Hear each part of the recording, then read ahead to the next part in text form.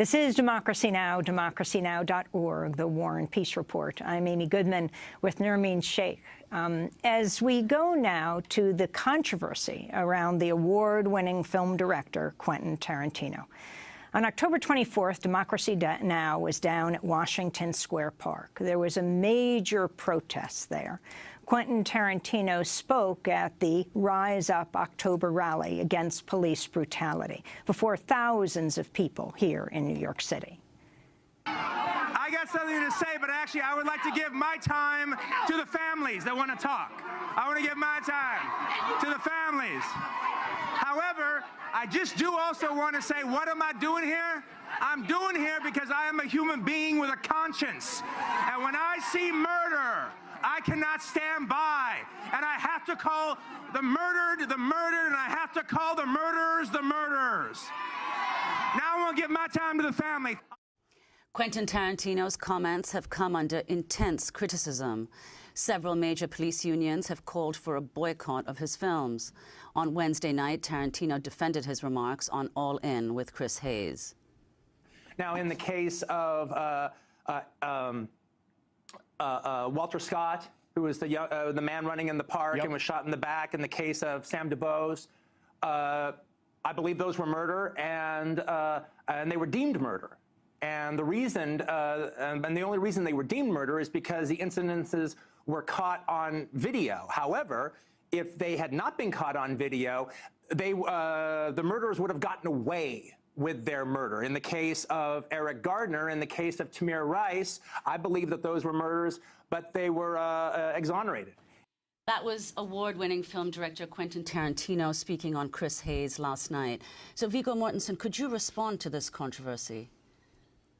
Well, I saw both the clip of what he said on the 24th of October, and I saw him on All In last night with Chris Hayes, and I thought that Quentin Tarantino knocked it out of the park in his interview last night. He clearly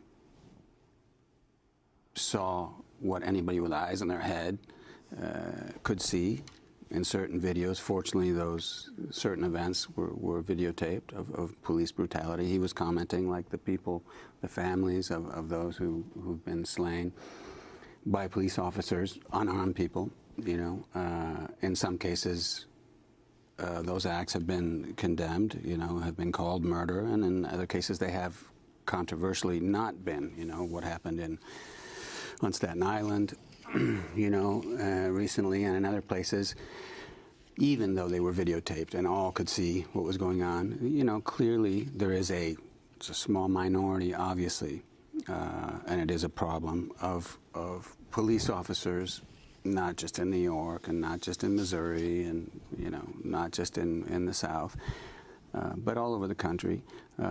There are some individuals who break the law, who are committing criminal acts as police officers, who are murdering, who are using excessive force.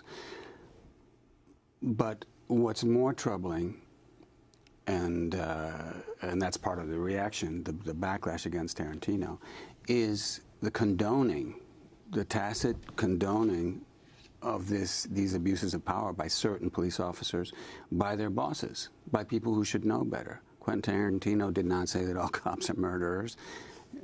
He didn't say, I hate cops. Never said any of those things. He said, certain things that I have seen and that everyone has seen are wrong, and I'm bearing witness. You know, that's what the Howard Zinn book and Twilight of Empire are about. They're about bearing witness. So police unions are calling for a boycott of his film that's coming out, The Hateful Eight. Interestingly, you turned down a role in The Hateful Eight. You also auditioned for his film Reservoir Dogs. Yeah, when he's early in his career, his first, you know, big feature, Reservoir Dogs, I did audition for that, and that was fun. And I was lucky to meet Quentin again about a year ago before he was going to shoot The Hateful Eight. I simply wasn't available. It wasn't that I turned it down. I just wasn't available to do it, but I had a really great conversation with him. So Mark Ruffalo, the musician Tom Morello, the great author Joyce Carol Oates, they have all come out in support of Tarantino. Do you join that list? Absolutely, but it's not just Tarantino. It's about all the other people that were there on the 24th. It's not, you know, just being someone in the entertainment business does not give you more right than anyone else to speak, and it certainly doesn't give you less right. You know, the way that the police authority figures are speaking against Tarantino is by making irrelevant moral judgments about his movies, you know, to attack him, and that will work, you know, with a certain part of the population who likes to think, well, everything that's done in the movie business is, you know, it's Sodom and Gomorrah, and, you know, these people shouldn't be allowed to speak, and so forth. I mean, I don't think anything I say on this program today is going to be a problem for me as far as big reaction, because I'm not, you know, I mean, people see my movies, fortunately, but I'm not. It's not like when Lord of the Rings came out, then I was more in the news along with the rest of the cast, you know, because those movies were a box office phenomenon. But I was, you know, mercilessly attacked and slandered by all kinds of people just for saying in 2000, I remember 2002, I think I was on Charlie Rose, and in other places when I was asked what I thought about, you know, what was going on, or the build-up to war in Iraq. Well, I just said, well, it's wrong. It's obviously there's no justification for it. And I got hundreds of emails a day for months and months saying, you know, why don't you move to France, and much worse, and, you know, well, that I was a traitor and a coward and so forth. And, yes, I didn't have a right to speak. This is what they do to Quentin, saying, you're a movie maker, you don't have a right to speak. Let the politicians speak about politics. Well, I think that letting our rulers decide how to govern us is not, we haven't had a great history there. Well, I want to go back to 2002. Before the U.S. entered the war in Iraq, you appeared on Charlie Rose along with fellow Lord of the Rings actor Elijah Wood and producer Peter Jackson. You wore a T-shirt that said, "No more blood for oil." Charlie Rose asked if you were making a political statement by wearing that shirt. I wouldn't normally, but it's sort of a reaction to, I've heard a lot of people say to me, and I've read in a lot of places about the first movie and increasingly about the second one. I've seen where people try to relate it to, you know, current situation, specifically the United States and their role in the world right now. And if you're going to compare, then you should get it right. You know, I don't like hearing, you know, I mean, I played a character who's defending Helm's Deep, you know, and I don't think that the Two Towers or Tolkien's writing or Peter's work or our work has anything to do with the United States foreign adventures, you know, at this time, and it upsets me to hear that in a way, and it upsets me even more that questioning what's going on right now, what the United States is doing, is considered treasonous, really, and how dare you say that, and how un-American of you.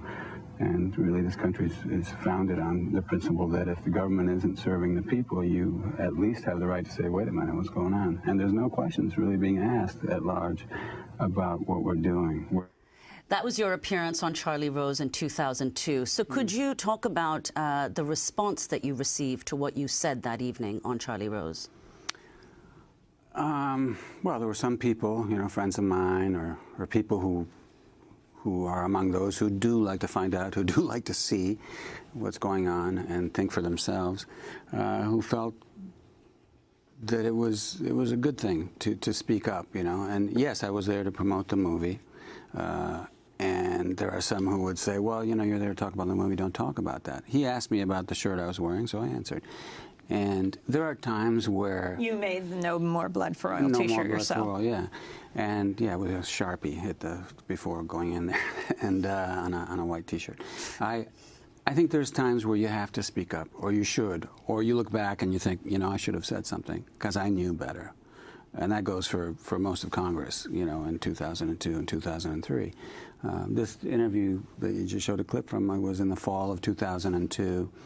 And I think on that show, at one point, whether it was on the air or not, I don't remember, Charlie said, well, how do you know, why are you saying there's going to be an invasion of Iraq? And I said, well, you know, today I opened the fashion section of the New York Times, and they were showing all the new military uniforms. I mean, this is a movie that's obviously greenlit and well on its way in pre-production, and it's ready to go. And you weren't talking about Lord of the Rings. You were talking about the movie. The invasion of Iraq, you know, under false pretenses, you know, and I don't know. Yeah, no, I got a lot because those movies. That was when the second one was coming out, The Two Towers, and so all of us who were involved in that trilogy were suddenly very popular. And just as is the case with Quentin Tarantino now, speaking about, you know, police brutality and the condoning of it by the authorities within police departments, I got a lot of crap at the time, you know, tons of it, on a daily basis for months and months, that I was a traitor, that I should, you know,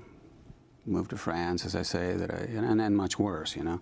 And this is what routinely happens. I mean, Quentin Tarantino didn't say anything that many other people have said, but because he is a public figure and he will be making the rounds and be doing interviews for months to come, and, you know, probably go to the Oscars with his movie, The Hateful Eight, and so forth, they attack that movie and are trying to make you know, people boycott it and so forth. I mean, I have a feeling that probably more people will go see this movie than would have anyway. I don't know.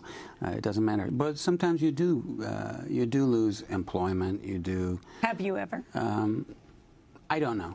I know that I mean, I have gotten emails at times when I have said something critical of U.S. foreign policy, whether it be with regard to the government of Israel or problems in the Middle East, problems in Latin America.